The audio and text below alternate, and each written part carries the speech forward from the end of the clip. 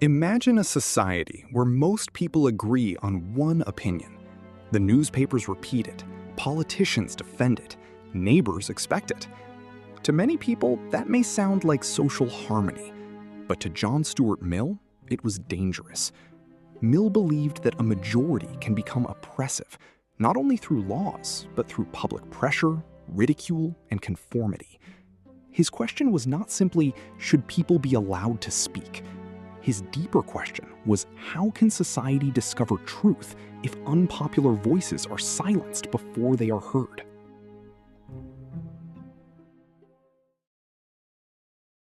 This episode uses AI-assisted historical illustrations and narration voice to help visualize ideas, settings, and debates from the 19th century. The images are symbolic educational visuals, not documentary footage, authentic photographs, or exact reconstructions of historical events. The interpretation, narration, structure, and educational framing are original. Our focus is not to recreate the past perfectly, but to understand how John Stuart Mill's ideas about liberty, discussion, and public judgment still shape communication today. John Stuart Mill was a 19th century British philosopher, political economist, and public figure. He wrote across logic, ethics, economics, politics, and social reform. His major works include A System of Logic, On Liberty, Utilitarianism, and the Subjection of Women. But for communication thinkers, Mill is especially important because he asked how public discussion helps a society think. He did not see communication as mere expression. He saw it as a discipline of testing ideas, correcting errors, and resisting the quiet pressure of conformity.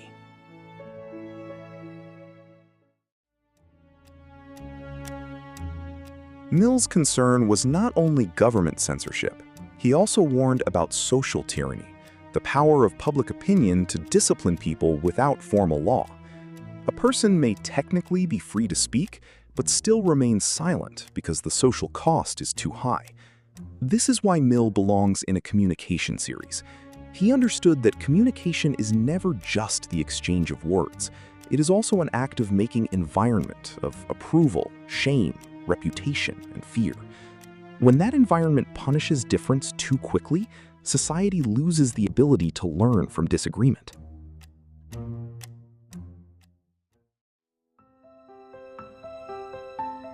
One of Mill's core ideas about communication is in On Liberty, especially Chapter 2, of the liberty of thought and discussion. Mill argues that the opinion we silence might be true. No society, majority, institution, or expert class is infallible. When we suppress an unpopular view, we act as if our current judgment is final. But for Mill, human knowledge grows through correction. A silenced opinion cannot challenge our assumptions, reveal our blind spots, or force better reasoning. In communication terms, Mill is saying that public discussion is not a distraction from truth. It is one of the social processes through which truth becomes visible.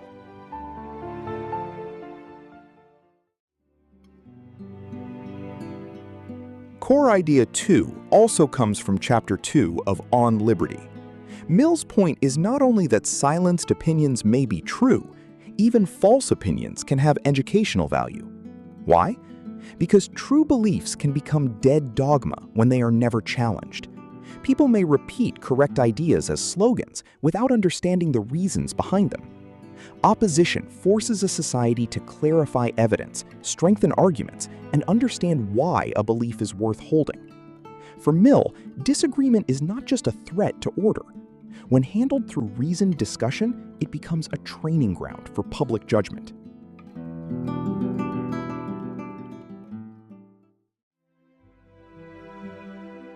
Core idea 3 is Mill's argument that opposing views often contain partial truths. In On Liberty, he suggests that one side of a debate may be incomplete, exaggerated, or mistaken, yet still preserve something the dominant opinion has forgotten. This is why open discussion matters.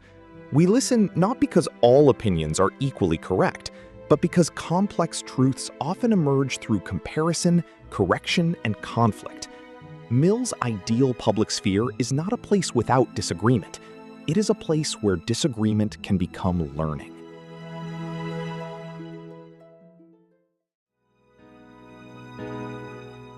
Core idea 4 comes from Mill's famous harm principle in On Liberty. Mill does not say that every action must be protected without limit.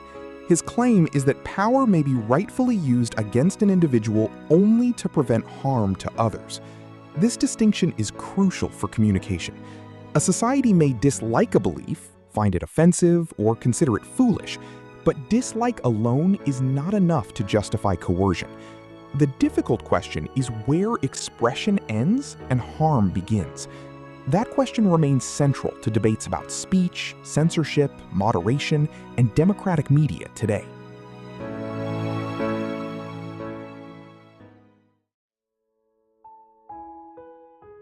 Core idea 5 comes from Chapter 3 of On Liberty, where Mill connects freedom with individuality. A healthy society needs people who experiment with ways of living, thinking, and expressing themselves.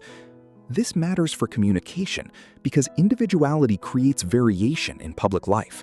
Without variation, society becomes repetitive. Everyone speaks in approved phrases, follows approved customs, and avoids difficult questions. Mill believed that individuality was not selfish isolation. It was a social resource. Different lives and different voices help a community imagine alternatives.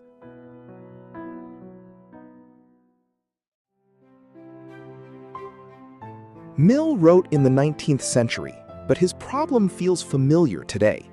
On social media, public opinion can form quickly, reward agreement, punish hesitation, and turn complex issues into instant moral tests.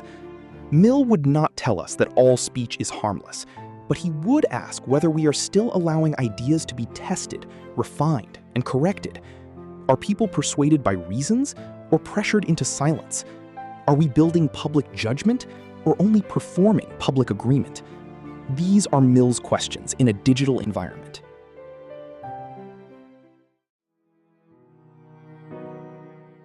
Mill's theory is powerful, but it also raises difficult questions.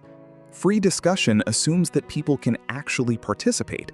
But what if some voices are ignored because of class, gender, race, education, or platform algorithms? What if harassment drives people out of debate? What if unequal power shapes whose speech is amplified? Mill gives us a foundation for defending open discussion, but modern communication theory must also ask about access, visibility, moderation, and structural inequality. Freedom of discussion is essential, but it is not automatically equal discussion.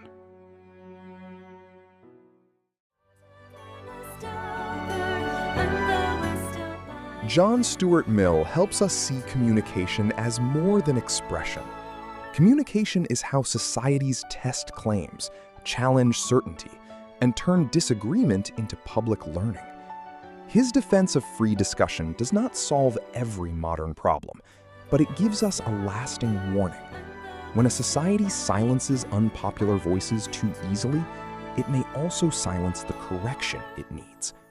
For Mill, liberty was not only about the individual speaker, it was about the listening society, a society humble enough to admit that truth may arrive from the margins. In the next episode, we turn to Charles Sanders Peirce, the thinker who helps us ask a different but closely related question: how do signs create meaning? After Mill's defense of open discussion, Peirce will move us towards semiotics, the study of signs, interpretation, and the process by which meaning is never simply given, but always being formed.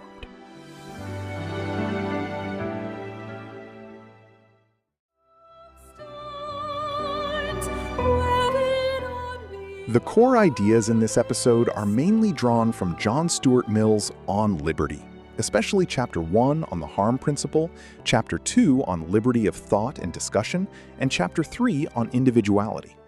For academic context, see the Stanford Encyclopedia of Philosophy entries on John Stuart Mill, Mill's moral and political philosophy, and freedom of speech. Additional reading, including The Subjection of Women, is listed in the description.